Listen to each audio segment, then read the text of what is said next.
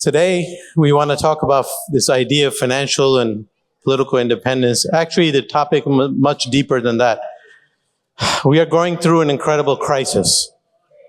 And if you're like me and every other believer, there's only one thing on our minds these days. And this crisis is turning out to be, in many ways, a watershed moment for the Muslim Ummah. A defining moment, a moment we're going to look back and see this is where we were, and this is where things began to change. And in this crisis, we see things we've never seen before. This crisis, now we know who our friends are, who our foes are. We know who the hypocrites are. We know who is going to come to our aid and who's not going to come to our aid. And this crisis has brought us to our knees. And one of the blessings of this crisis is that people learn what Iman is. People learn what tawakkul is. People learn what sabr is. Allah brought us to our knees in order to bring us back to Him, subhanahu wa ta'ala. We realize in this crisis, there's no one that can help us. No one is going to help us. No other people care about us. It doesn't matter how many of our babies die, they're not going to be the same as their babies. And there's no agency in the world that cares to help us, that will help us, that we can place our trust in. The whole UN is a farce. Whole idea of international norms and human rights is one of the biggest lies ever invented by humanity. And this has exposed that. So this is an exposition, which is a good thing. But one of the lessons we want to focus on is the need for us to be independent, the need for us to be self-sufficient, this idea of ghina. We shouldn't want people to come to help us. We need to help ourselves. We only have Allah on our side, and the people of Gaza showed us what Iman really is. You know, this semester we started learning about Iman in our institute. We started studying Kitab al-Iman from Sahih al-Bukhari. And in the middle of the semester, the crisis began. So we went from studying Iman and Tawakkul and all these ideas in a theoretical way, and we began to see, as the weeks unfolded, what Iman really is. And then our class became much more meaningful when we started looking at these concepts, looking at the instructions about this. It becomes much more real. So one of the blessings of this crisis, hopefully, is this idea of tawakkul. Tawakkul is where you place your trust in Allah and you take your trust away from other than Allah. You put your trust in the Creator and you take it away from creation. It's not that you trust Allah and you want other people as well. You place your hopes and your desires and your aspirations in others, man-made agencies, man-made ideas and schools of thought. But you put your trust in Allah and the Creator, and that's all that human beings need. That's all that believers need. So it's really, really important. And now if we can take a journey into this idea a little further, and I think the best encapsulation of that idea is that strength that comes from this idea of self-sufficiency is when Rubai' ibn Amr met one of the most powerful people of his time, Rustum, who was the leader of the Persian Empire, the king, the emperor, the tyrant of the Persian Empire. And this is the time of the Nabi sallallahu alaihi wasallam. He came before him, and this is an incredible story. Ibn Kathir narrates it in Al-Bidayah wa Nihaya. He comes before the king, and this is a palace with riches of gold and silver, and he's a Bedouin coming out of the desert. The king looks at him and he said, "You are coming to me? What have you come for?" And he said the words that echoed in history, "Ji'na linukhrij al-ibad min ibadati al-ibad ila ibadati rabbil ibad." We have come to take people out from the worship of the creation to worship of created beings and bring them to the worship of Allah Azza wa Jal. And from diq ad-dunya ila sa'at al-akhirah, to take them away from the constrained nature of this life and bring them to the vast expanse of the next life. So this is the only freedom for human beings. This is the only way to escape the shackles of man-made structures and the shackles and all the confines of humanity. Escape from all of that by putting your trust in the Creator of all things. And that necessitates you to be independent from them.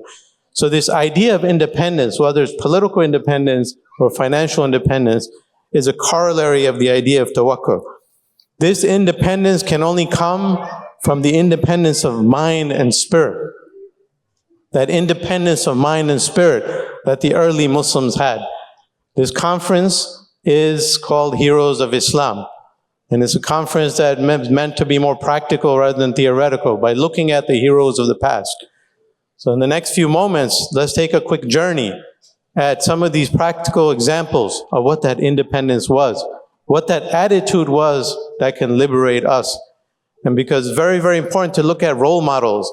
That's why Abu Hanifa said, Siyarul Rijal, ahabbu ilayna min kathirin min masail al-fiqh. He was a great faqih. He said, looking at biographies is more beloved to us sometimes than even studying matters of fiqh.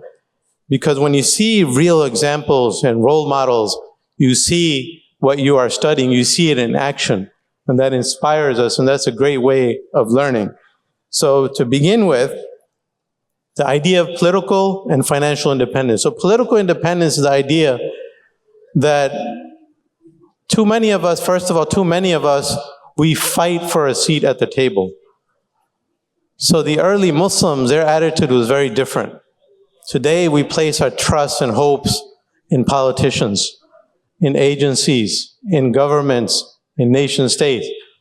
While we fight for a seat at the table, the early Muslims, they fought to be excluded from the table. Let me say that again. While we fight for a seat at the table, the early Muslims, they fought, they struggled actively to be excluded from the table because they knew what that entailed. And when you look at these great examples, you'll see what I mean. Let us begin with, this, we can talk for on and on. There are so many examples. This is a miracle of Allah that He created an entire generation, and not one generation, but generations of great heroes. From every generation, you can have thousands of individuals. You can just sit down, study their lives, and it's incredible. The number of individuals and believers Allah blessed in this ummah that are so inspiring, that carry the torch forward. So let's take from the Tabi'een. Let's skip the era of the Sahaba, because for the Sahaba you might say it might not really apply, because who was their leader? The Nabi. And he was their leader. So in many ways the Nabi's status is not like anyone else. So they had to follow him. And their salvation was in following him. But after the Nabi passed, the next generation is more relevant to us. From the Tabi'een, I want to take one example. I'll give you examples from the best of the best. So the best of that entire generation for many people, Imam Ahmad ibn Hanbal, he said, أفضل التابعين سعيد ibn al-Musayyib. The single best person from this whole generation, the generation after the companions, is a man by the name of Sa'id ibn al-Musayyib. So let's look at his example, because I can give you other examples, but you might say, okay, who is he? Let's go for the best in every category.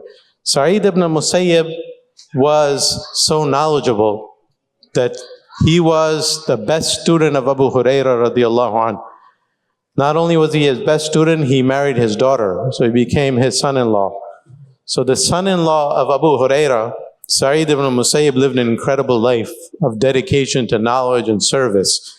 But just to focus on this idea of political independence, how many people are aware that he always avoided the palaces, and he actively struggled to avoid association with the rulers of his time?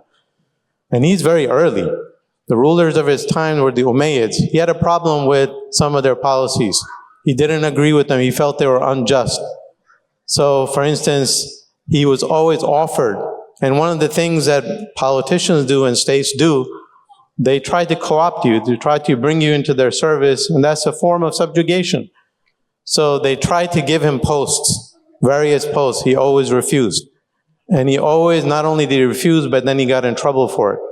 He was in imprisoned, he was tortured and things like that. He refused to give the bay'ah, the pledge of allegiance, to one of the rulers, Al-Walid. And because of that, they tried to force him. And he refused because he was a man of principle. He felt his policies were unjust. He did not give him the allegiance. Because of that, he was paraded around town.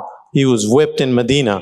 And he was subject to so much persecution. But this didn't happen once or twice. It happened again and again in his life. So every time the rulers tried to get close to him, he ran away from them because he knew the more you attach yourself with creation, the farther you get from Allah Azza wa Jal. He fostered actively this political independence. So he has an incredible example. And finally, he had only one daughter. So he himself married the daughter of Abu Huraira. But the story of his daughter is incredible because Al-Walid, the ruler, wanted his daughter's hand in marriage for his son, yani the prince. Can you imagine the ruler of the time whose son will probably be the next Khalifa of the Muslims? He asked for your daughter's hand in marriage and he refused. He refused again and again. And because of that, he was whipped. He was paraded around the city of Medina on a donkey. There were so many things they did to him. They threw cold water on him on a hot day. They humiliated him, subjugated him, but he refused because he didn't want to share any of that. And then what happened, who did he finally have his daughter marry? Once he saw one of his students, one of his best students, and he asked him, I missed you in class. You weren't in class the last couple of days. And he said, you know what, my wife had died and, I was taking care of affairs, the janazah and all that. And then he started inquiring into his life. He was a very poor student. He had almost nothing. He lived alone. So then he said, you know what, I have someone for you. So then he offered his daughter in marriage to him, and that was a way to escape, the constant request from the rulers to have his daughter's hand in marriage. And he actually asked him, do you have any mahar? And he was so poor, this student, he had nothing. He said, you know what, I'll give it to you. So he provided the mahar, and he brought his daughter, and he had them married. And this is how he escaped association with the rulers. So think about the early Muslims. Today we fight for a seat at the table. Today we want to associate with the palaces. We think that'll bring us success. We think that will be what's going to change the ummah. But the early Muslims, they did not do that. They had an opposite policy. They actively struggled to avoid anything to do with the rulers. So Sa'id ibn Musayyib, the great teacher that he was, often people said that we came to the masjid of the Prophet and we found no one there except him alone. Not a single musalli. And this was the time of persecution, time when, there was civil war and things like that. And they would ask him, why are you here alone? Why don't you have any students? He said, I've been forbidden to teach. So he was often forbidden by the rulers from teaching, but he would come to the masjid and be there alone. So he used to say, and I'll end with this quote of his, لا تملأوا أعينكم من أعوان الظلمة. Do not fill your eyes with the supporters of injustice. Meaning, don't be surrounded by the people who support injustice. إلا بإنكار من قلوبكم لكي لا تحبط أعمالكم الصالحة. He said, except that you hate that in your hearts, anyone who's unjust, and anyone who supports injustice, and you hate that with your heart, lest that your good deeds be destroyed by those associations. So let's move on to another figure.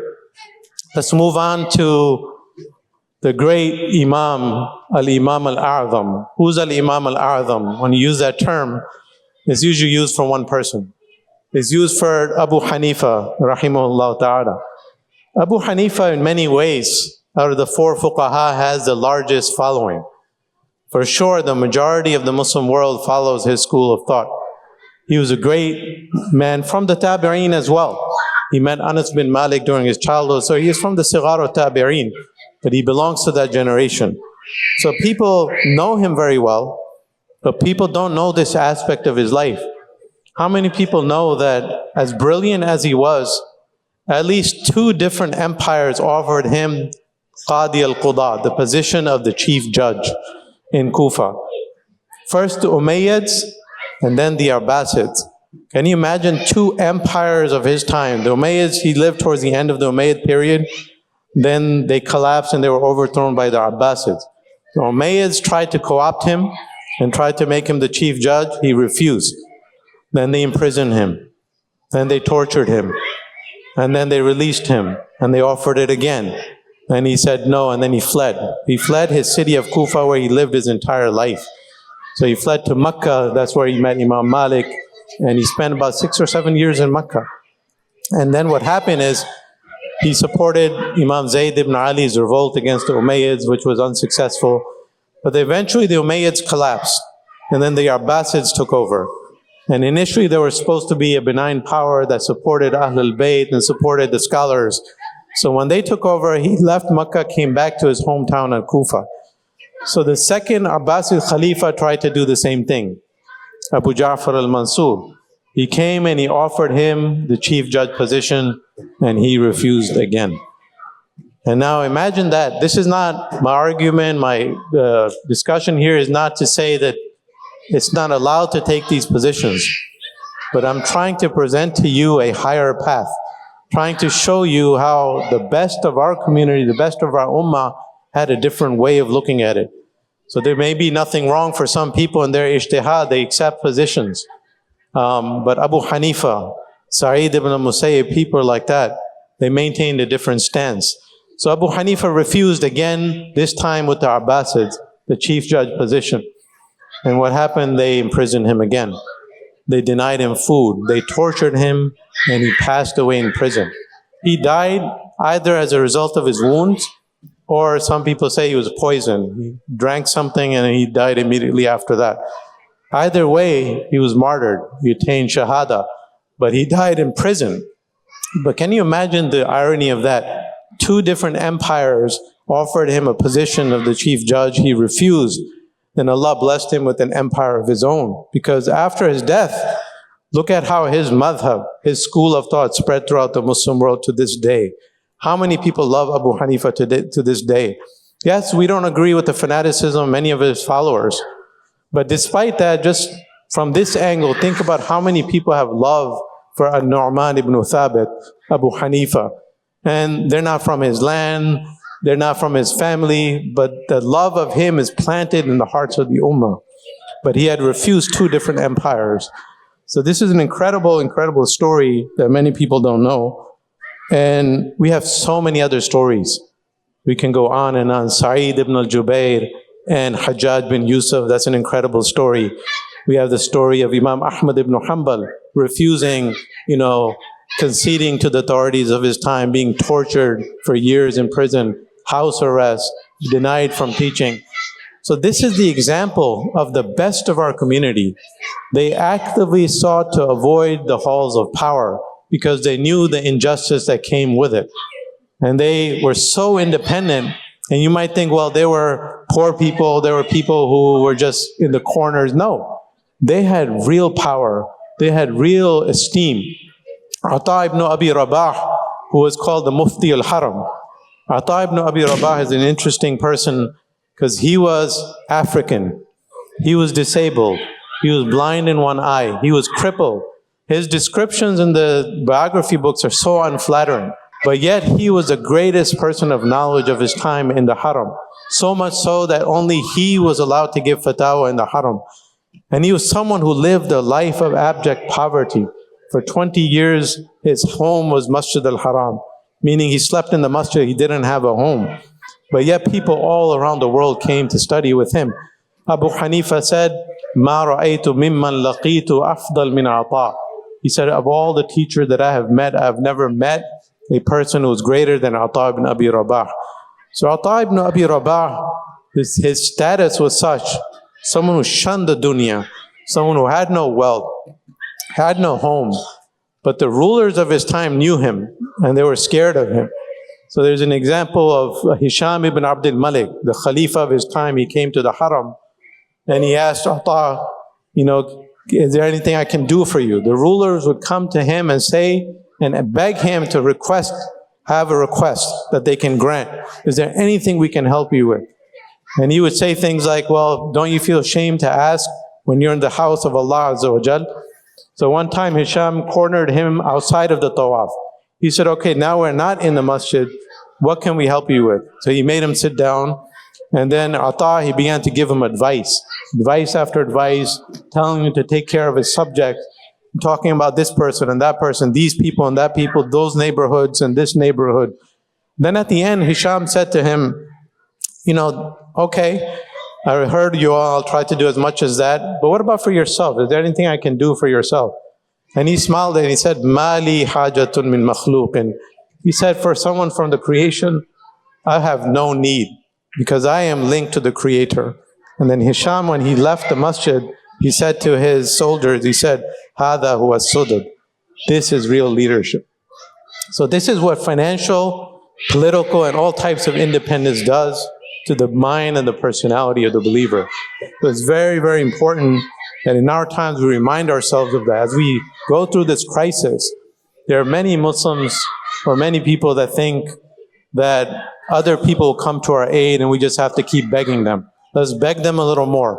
Let's keep begging them. Let's bring more people to beg them. Let's get a seat at the table. Let's donate to these politicians. Let's bring, these politicians into our communities. Maybe they'll do something. But this is not the attitude of the early believers. The early believers, tawakkul involves linking yourself with the Creator of all beings and not with the creation. So these people cannot help you. These people are miskeen. We should look at the UN. We should look at the Democrats. We should look at the Republicans. We should look at all these countries as masakeen. They don't own anything. They're poor souls that are going to meet Allah in a few days. But they really don't know what they're doing. So we should feel sorry for them. And really, the people of Gaza have shown us what real strength is, what real iman is, what real leadership is. So these early Muslims, they knew that. They knew this idea. It's counterintuitive. Yes, you need to effect change, but how do you effect change? We effect change by linking ourselves more and more with the Creator and cutting ourselves off from the creation. Ayyub as-Sakhtiyani, a great early Muslim and worshipper and Zahid, he used to be friends with a man by the name of Yazid ibn al-Walid. And Yazid ibn al-Walid one day became the Khalifa, the ruler, Umayyad ruler. When he was friends in childhood, he didn't know he would be a ruler one day. But then Ayyub, once he became the Khalifa, he cut off relations with him. And he used to make dua, oh Allah, let him forget me. Oh Allah, don't put me in fitna where he comes out to me, because he used to know me. So this is the attitude of the early Muslims when it came to the halls of power. His teacher, Ayyub's teacher, Abu Qilaba, was a great tabi'i. He said an interesting quote. He was also someone who was offered the positions and he always ran away from them. So this idea of running away from official positions and not accepting them, we find them in every generation, going back to the earliest times. So Abu Qilaba would always avoid these, but he said an amazing quote, and I'll end this idea with his quote. He said, احفظ عني ثلاث خصال. He used to tell his students, remember three things from me, three characteristics from me. إياك وأبواب السلطان. Be wary of the gates of the palaces, the gates of the rulers. وإياك ومجالس الأخوة. And be wary of sitting down with the people of innovation, the places where innovation and things against the sunnah occur. وَالْزِمْ سُوقَكْ فَإِنَّ الْغِنَى مِنَ الْعَافِيَةِ. And he said, take care of your trade, because this ghina, self-sufficiency, is part of wellness. The last part, and now we'll use that last part of his quote to move on to the next idea, financial independence. He was advising his students, look, be wealthy, work for yourself, so you can be in a position of ghina, which is independence, financial independence, because that's part of your wellness. So this is an important corollary of the political independence, that we need to be in positions where we can take care of ourselves and not be relying on other people. Because today in this crisis, there are so many in the profession I come from, in the medical profession, for instance, where doctors are speaking out because they work for certain hospitals, they're being censured or they're being fired from their job. So many people in the corporate industry now, they can't speak out. They're being monitored. When you work for somebody, then there's always some constraints that are placed upon you. And real believers, they follow in the footsteps of the prophets. The prophets, that's why they were traders. Our Prophet ﷺ was a trader. He was involved in business. And our mother Khadija radiallahu anha, she was wealthy. And they used all of that in the service of the deen, so they did not have to rely on anyone else. This is a very important corollary that we need to remind our young people, because we live in a capitalist society. Everything is about money. There's the monetization of everything. You have young kids growing up expecting to get paid for their services to the deen. You have young kids who want money for their khutbah. They want money for this or that. And they're looking at it from a monetary angle. That's a shame and that's a tragedy. That is not the way of the Anbiya. That is not the way of the early Muslims.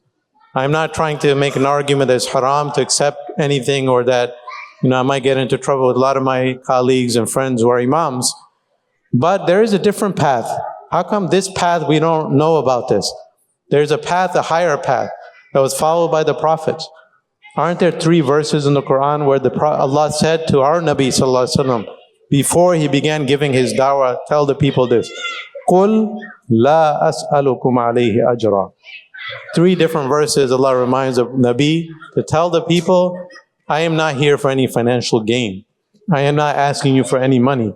Because if you're financially benefiting from people, then that corrupts your message. So to true independence, financial independence, is where you serve the deen. You work for yourself. When it comes to the da'wah needs, and the voice of justice needs us to be independent to bring that voice out. That's how the early Muslims were. That's how the Anbiya were. That's how many of the Sahaba were. That's why the great Abu Hanifa never accepted a dime for his services. Rather, he was wealthy. His father was a silk merchant, and he used that in the service of the deen. So he had an incredible, and he used to say, Abu Hanifa, you do not learn true tawakkul until you own a business. That's a quote of Abu Hanifa, and it's so relevant. Because what it means is that when you're financially independent, you know how not to rely on anyone else for your paycheck. If you rely on someone for your paycheck, then in some ways you can be compromised. Not that it happens in every single case, but we need to follow and emulate the example of these early Muslims. People like Imam al-Bukhari, people like Imam Muslim, the best of the best. They did not take a dime for their service. Rather, they spent upon their students. They were there serving the community, and it was a service on their part. And they could do that because they were financially independent. They inherited wealth, or they were financially independent. They had their own businesses. Many of the imams of the qira'at, the 10 qira'at, many of them were merchants. Al-Kisa'i was an oil merchant. He'd bring oil from here to there. And in the journey, he would be learning Quran and teaching Quran. So both have to go hand in hand. So that's something very, very important, this idea of financial independence. And on this, there are so many examples from the Salaf. Shu'bah ibn al-Hajjaj, he was known. So Shu'bah ibn al-Hajjaj was Amirul Mu'mineen fil Hadith. He's the founder of the science of Hadith criticism. The first one who established the real principles of knowing what Hadith is sound and what is not sound. So he's an incredible person. But he had wealthy family. So he was able to teach and do everything because he had 3 brothers that supported him. So you can have a situation like that where people in your own family, one person picks up the tab and the other person serves the deen. And that's coming from your own family. And despite being poor, he lived a life of poverty. He wasn't someone who was well off. But he taught his students, and he was so independent. And he gave so much wealth around despite being poor, that the people in his neighborhood where he used to teach, the poor children in the neighborhood, they used to call him Father, Ab, because he was so generous. Every time he had something, he would give it away. And they knew anyone could come to him and he would help them. So these are the great examples. Abul Walid al-Tayalisi said, I have never met a person more generous than Shu'bah. All of this happens and can happen with financial independence. And that is the idea that we're trying to support. Imam al-Shafi'i, rahimahullah ta'ala, also someone who generally did not take money for his services. He was orphaned when he was young. He was born in Gaza, by the way. It's something I learned recently. I was so surprised to hear that. He was born in Gaza. When his father died, his mother wanted him to seek knowledge, so he brought him to Mecca. So he settled in Mecca, and that's where he sought knowledge. He learned hadith, and he became so proficient.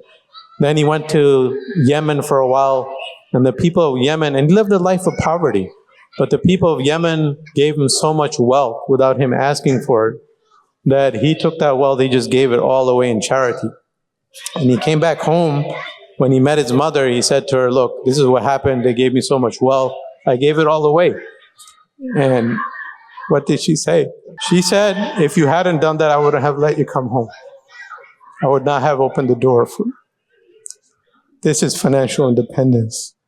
So we need, in this time more than ever, we need to revive this idea of tawakkul.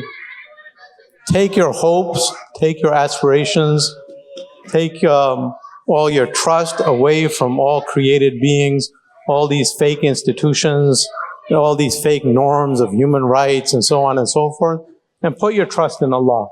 And only we can solve our own situation. May Allah give us tawfiq to do that.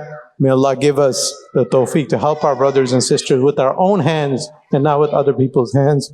أقول قولي هذا واستغفر الله.